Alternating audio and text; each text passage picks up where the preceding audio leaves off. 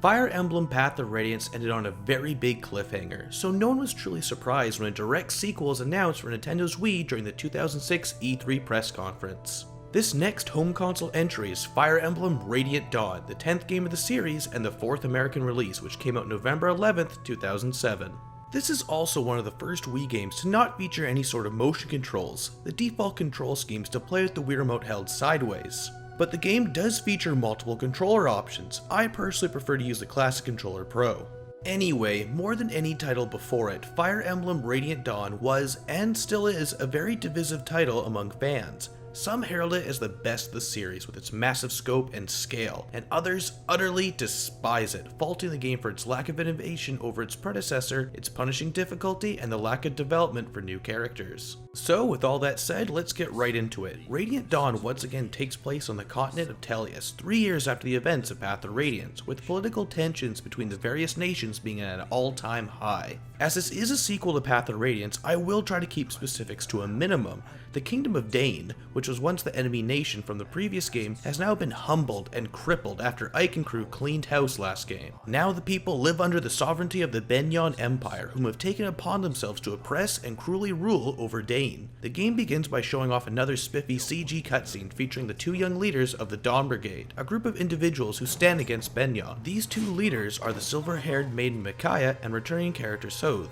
I still find it incredibly odd that Soth has taken a lead role in this game, as he didn't really have a prominent role in the previous game. In fact, he is an entirely optional character that can be missed if the correct conversation isn't viewed, and it's still optional to recruit him upon viewing said cutscene. Regardless, it isn't long before the Dawn Brigade engage the Benyon Occupation Army and eventually meet up with the supposed orphan prince of Dane in order to incite a full-blown rebellion to liberate their country. This is far from the whole game though. In fact, these events only cover the first 10 chapters of the game. Radiant Dawn is divided into 4 parts, each with its own set of protagonists and characters, many of which are returning characters from Path of Radiance, so expect to see a lot of familiar faces. The first part covers the rebellion in Dane, the second covers a civil war brewing in Crimea, and the third centers around what may very well be the biggest war ever seen on Tellius. The fourth and final act features the characters of the 3 others for a final battle of sorts, and I really shouldn't say anything more. This structure makes Radiant Dawn the biggest Fire Emblem game to date, with it being quite possibly the most ambitious title of the entire series, but that ambition is kind of the game's downfall too. Because the game is set on such a grand scale, the storytelling is handled in a very different manner compared to Path of Radiance. All of the moral gray that Path of Radiance portrayed is gone. In its place is the typical black and white storytelling most associate with JRPGs. The heroes are paragons of justice and the villains are irredeemably evil. In fact, the villains are so evil it's incredibly easy to utterly despise them. From attacking innocents, killing children, slavery, and to even starting a war just to hide their involvement in an assassination plot that occurred years prior to both games. Yeah, the villains this time around are completely irredeemable and often border cartoonishly evil. As a whole, I do enjoy the story that Radiant Dawn presents. However, it's very clear that the game simply has too much going on in its narrative. From the rebellion, the civil war, the all-out war on the continent, and whatever you want to call the final act, it's very clear that the story is overwhelming itself with content, meaning that it can't properly develop each situation.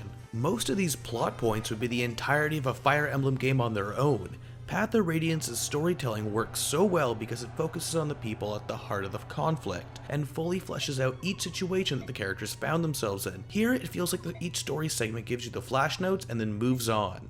It's called Show Don't Tell, one of the most crucial aspects of good storytelling, and one that the Fire Emblem series has always portrayed very effectively in each game. Don't get me wrong, Radiant Dawn still does show some of its crucial plot points in gameplay like previous games, but many others are just told straight to your face and kinda just ruin the impact they should have. Take for instance the Black Knight. In Path of Radiance, the guy was foreshadowing incarnate, and best of all, he was a really well developed villain. One of my favorite aspects of his character is that we never found out his identity. It made him an enigma, a mystery that was left unsolved. Now, instead of having a grand reveal shown in gameplay or shown in an interesting manner, the game just straight up tells you who the Black Knight is, which kind of defeats the purpose of building up the intrigue and mystery over the course of 2 games. I'm probably focusing specifically too much on the Black Knight, but I honestly believe that a lot of Radiant Dawn's narrative shortcomings are best exemplified through how it handled the Black Knight's character. Let's move on to most people's main issue with Radiant Dawn, how it develops both its new characters and returning ones. Radiant Dawn has one of, if not the largest character roster in all of Fire Emblem. Not only does it have a bunch of new characters, it nearly features every existing character from Path of Radiance. Like the game's story, there's just too much going on here. The chief issue here is that the character supports have been completely neutered. Each character can now only have one support, and there are actually no character support conversations. This new support system works like this. At the base menu, each character can be assigned a support partner, and if they fight within a certain proximity of one another, they will receive several stat buffs when battling. There will also be times when those two characters are next to one another, they can initiate a conversation. After a couple of these, their support rank with one another will increase, resulting in better buffs. This is all okay so far from a gameplay standpoint, minus the fact you can only have one support partner per character.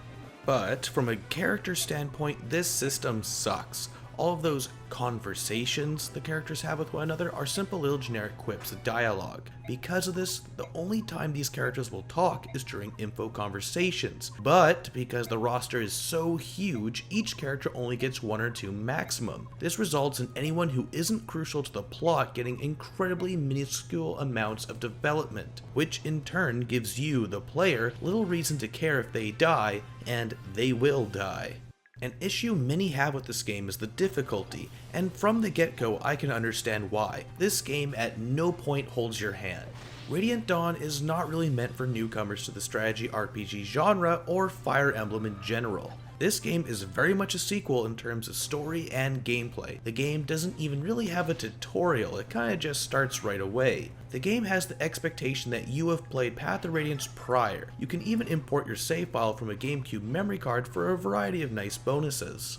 Radiant Dawn is a game where you must plan each move in advance and account for any unexpected changes, otherwise you'll be seeing this screen quite a bit. Most battles will have you face overwhelming odds, especially during the first few chapters when you have only a handful of units at your disposal. As a seasoned veteran of the series, I would say that there's definitely a learning curve to Radiant Dawn, but the game is never truly unfair.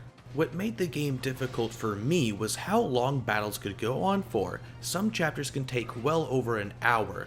Luckily, you can save during battles, but you only have one save slot to use this feature, and each battle save will overwrite the last. If long battles weren't enough, there's also a surplus of enemy reinforcements, which can really make certain battles drag on for way too long. But aside from those few complaints, I'd actually argue that Radiant Dawn improves upon the foundation of Path of Radiance's core mechanics. The actual gameplay here is nearly identical with a few neat twists, one of which being the use of ledges and higher ground. On certain maps there will be elevated planes on which your units can climb up, and if they attack an enemy lower than the ledge, they will have an overwhelming advantage in battle. This is a minor addition, but one that makes you think more about using your surroundings to your advantage. There have also been various changes in how Lagu's units play. They now use their points on their transformation bar upon each battle, and they have a level cap of 40 to make up for the lack of a promotion. As well, there are a couple of new items that support Lagu's units, like being able to restore their transformation points and whatnot.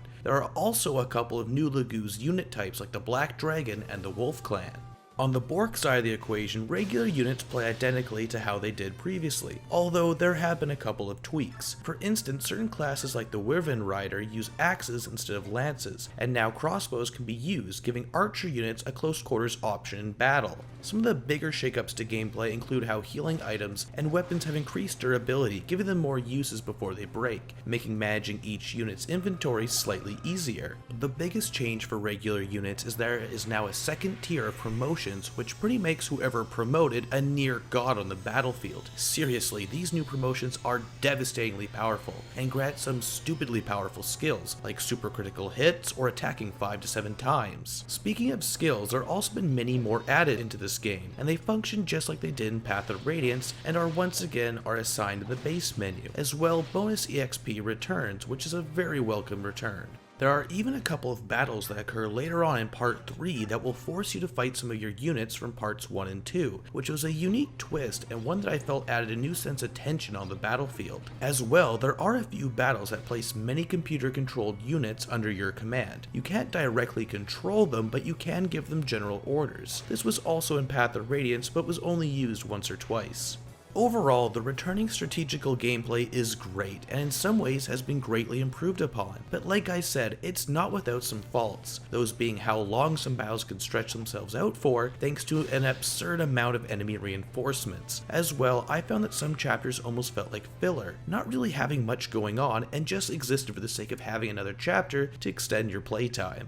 As well, there are a couple of difficulty spikes throughout the game, namely when you are forced to control a group of units you haven't used since the beginning of the game and they are vastly underpowered. But honestly, I still feel that the game plays very well, and for a fan of the series, it was everything I was hoping it would be. Now, this is a very odd segue to talk about the game's graphics and visuals, but Fire Emblem Radiant Dawn is the first game to ever give me eye strain. I'm not implying that the game is ugly or anything, but upon the game's release I played it for 2 straight days, and my eyes paid the price. Anyway, back in 2007, many critics absolutely hated that this game wasn't much of a step up from Path of Radiance visually, but I'm not exactly sure what they were expecting from a Wii title. Regardless, while the game doesn't look substantially different from its predecessor, it does seem improved in various small ways. The biggest improvement is the battle animation quality, which has become much more stylized and in turn looks much more visually interesting than ever before. As well, I found the backgrounds during these battle animations have a lot more going on.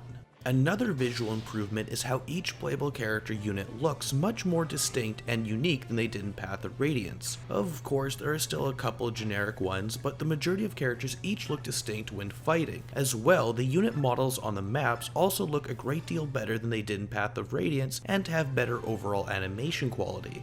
The most notable visual improvement is within the game's CG cutscenes, which look absolutely fantastic, and there are plenty of them throughout the game, with each being a treat to watch. Now let's talk about where the game struggles visually, which is mainly the character portraits that are used in nearly every conversation in the game. Now, not every character portrait looks bad. In fact, many look pretty good, but there are just some that look so off. The game's art style is much darker overall, which does express many of the narrative shifts from Path of Radiance, but honestly, I just feel that the art style used in the character portraits in Path of Radiance look much better than they do here.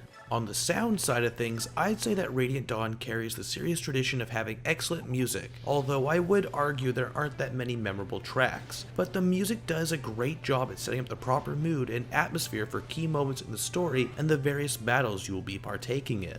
Once again, the CG cutscenes feature voice work, which is thankfully much improved over the last game, and once again, many were disappointed with the lack of voice acting during the regular cutscenes, but honestly, as a series fan, I could care less whether or not the game is fully voiced. But there is a voice narrator that fills you in on each situation before battle.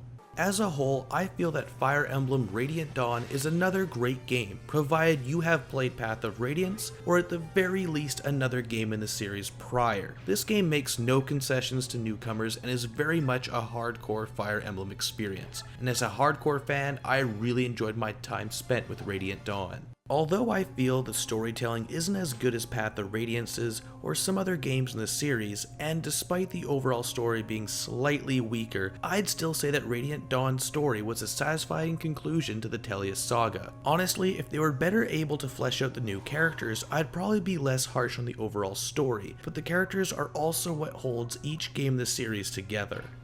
I'd also say the game lacks the pick up and play nature of the previous games of the series due to how long many battles drag on for, but the overall gameplay is still quite great, and there's a lot to do too. A single playthrough should take upwards of 40 hours, and there's some incentive to replay, as playing a cleared file will show you some new cutscenes and unlocks a couple of new playable characters.